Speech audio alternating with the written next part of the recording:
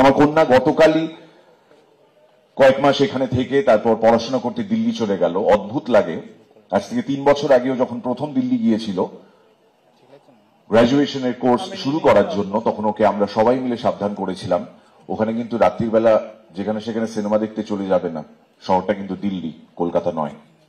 যাত্রার সঙ্গে ঘুরতে চলে যাবে না, শহরটা কিন্তু দিল্লি, কলকাতা নয়।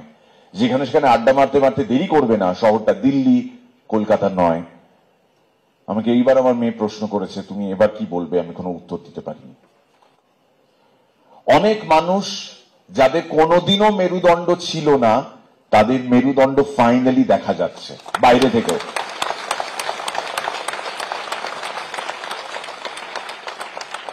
আবার এমন অনেক মানুষ রয়েছেন যাদের কিনা মেরুদণ্ড ছিল, আমরা জানতাম, এটা আমাদের বিশ্বাস ছিল, কিন্তু এই মুহূর্তে L5 L7 এ কিছু একটা গন্ডগোল দেখা যাচ্ছে, তারা ঠিক করে উঠে দাঁড়িয়ে সত্যি কথাটার পাশে দাঁড়াতে পারছেন না।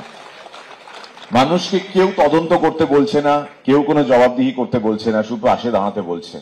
যে মিটিং মিছিল নিয়ে আমাদের শহর জেরবার থাকতো একটা সময়, এবং আমরা উষ্মা প্রকাশ করতাম, আমরা বিরক্তিসূচক শব্দ ব্যবহার করতাম, গালাগাল দিতাম, আজকে মানুষ ঘন্টার পর ঘন্টা ট্রাফিক জ্যামে আটকে থেকেও এই সহনশীলতার পরিচয় দিচ্ছেন, কারণ তারা জানেন এটা বৃহত্তর স্বার্থে।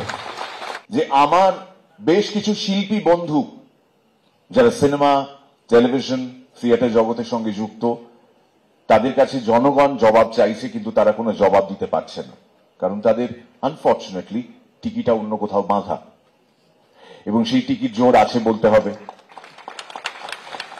যেটা আনফর্চুনেটলি তারা বুঝতে পারছেন না, জনগণ কেন এই রোষ দেখাচ্ছেন তাদের প্রতি, তার কারণ খুব সিম্পল, তারা প্রত্যেকে নির্বাচিত জনপ্রতিনিধি, এবং মানুষের এই বিশ্বাস থেকেই মানুষ তাদের ভোট দিয়েছেন।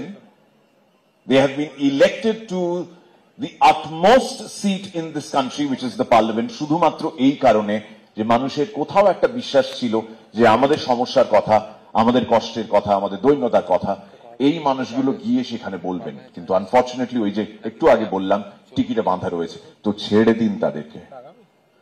তাদেরকে ট্রোল করার থেকে মনের মধ্যে গেঁথে নিন একটা বিষয়, ট্রোল নয়, you have a role to play. You and I, we all have a role to play. তাদেরকে সামনে দেখলে থুতু ছেটাবেন তাদের মুখে। যাদের সত্যি কথা বলার দৃঢ়তা নেই, এই মনুষ্যত্ব বোধটা নেই, তারা কোনোভাবেও শিল্পী নন। ক্ষমা যাদেরকে করবেন না, তাদের বিরুদ্ধেই এই আন্দোলন চলছে, এই আন্দোলন চলুক। Justice for, justice for, justice for. Thank you so much for being patient. Thank you.